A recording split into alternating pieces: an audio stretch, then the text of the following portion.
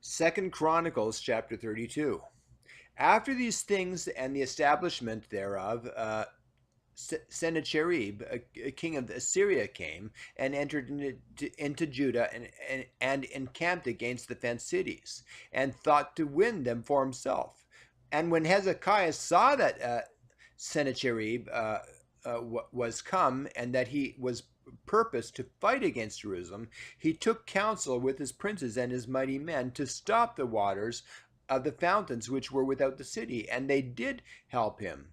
So there was gathered much people together, who stopped all the fountains, and the brook ran through the midst of the land, and the brook that ran through the midst of the land, saying, "Why should the kings of Assyria come and find much water?" Also he strengthened himself and built up all the wall that was broken, and raised it up to the towers, and another wall without, and repaired Milo in the city of David, and made darts and shields in abundance. And he set captains of war over the people, and gathered them together to him in the streets of the gate of the city, and spake comfortably to them, saying, "Be strong and courageous, be not afraid nor dismayed for the king of Assyria, nor for all the multitude that is with him, for there be more with us than with him. With him is an arm of flesh, but with us is the Lord our God to help us, to fight our battles." And the people rested themselves upon the words of Hezekiah, the king of Judah. After this did Sennacherib, king of Assyria, send his servants to Jerusalem, but he himself laid siege against Lachish, and all his power with him, unto Hezekiah, the king of Judah, and unto all Judah that were at Jerusalem, saying, Thus saith Sennacherib, the king of Assyria, whereon do ye trust that ye abide in the siege of Jerusalem?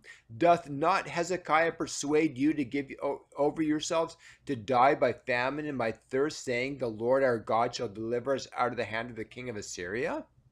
Hath not the same Hezekiah taken away his high places and his altars, and commanded Judah and Jerusalem, saying, Ye shall worship before one altar, and burn incense upon it?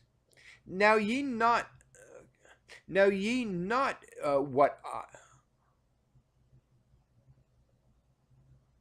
Now ye not what I and my fathers have done unto all the people of other lands?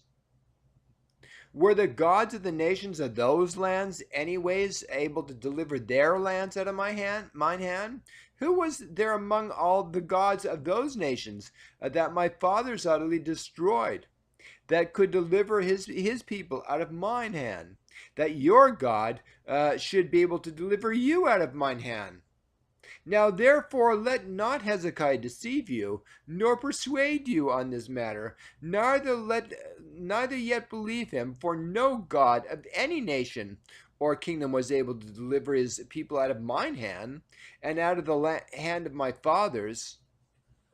How much less shall your God deliver you out of mine hand? And his servants spake yet more against the Lord God, and against his servant Hezekiah. He wrote also letters to rail on the Lord God of Israel, and to speak against him, saying, As the gods of the nations of other lands have not delivered their people out of mine hand, so shall not the God of Hezekiah deliver his people out of mine hand. Then they cried with a loud voice in the Jews' speech unto the people of Jerusalem that were on the wall, to affright them and to trouble them, and that they might take the city. And they spake against the God of Jerusalem, as against the gods of the people of the earth, that were the work of the hands of man. And for this cause Hezekiah the king and prophet Isaiah the son of Amoz prayed and cried to heaven. And the Lord sent an angel which cut off all the mighty men of valor, and the leaders and captains in the camp of King of the king of Assyria.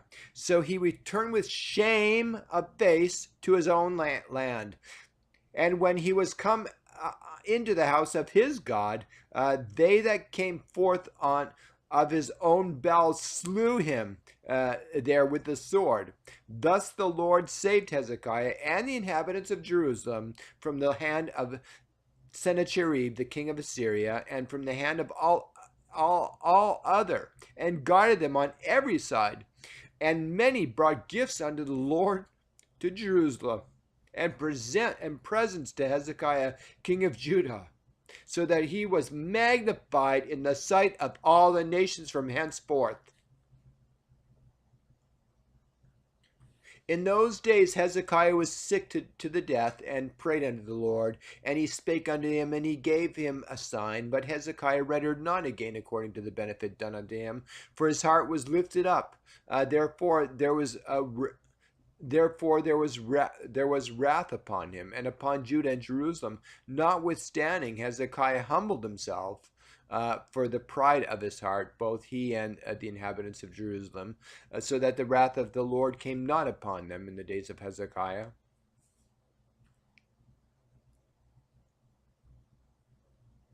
And Hezekiah was exceeding much riches and honor, and he made himself treasures for silver and for gold and for precious stones and for spices and for shields and for all manner of pleasant jewels, storehouses also for the increase of corn and wine and oil, and stalls for all manner of beasts and coats for flocks.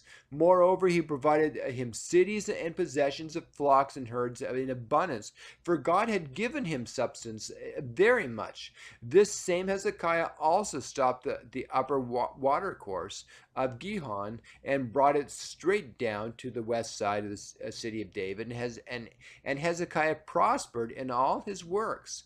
Howbeit, in the business of the ambassadors of the princes of Babylon, who sent unto him to inquire of the wonder that was done in the land, God left him to try him, that he might know all that was in his heart.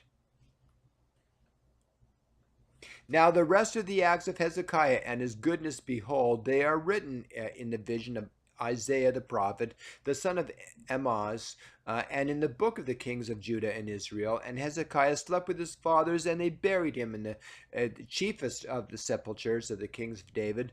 And all Judah and the inhabitants of Jerusalem did honor him at his death, and Manasseh his son reigned in his stead.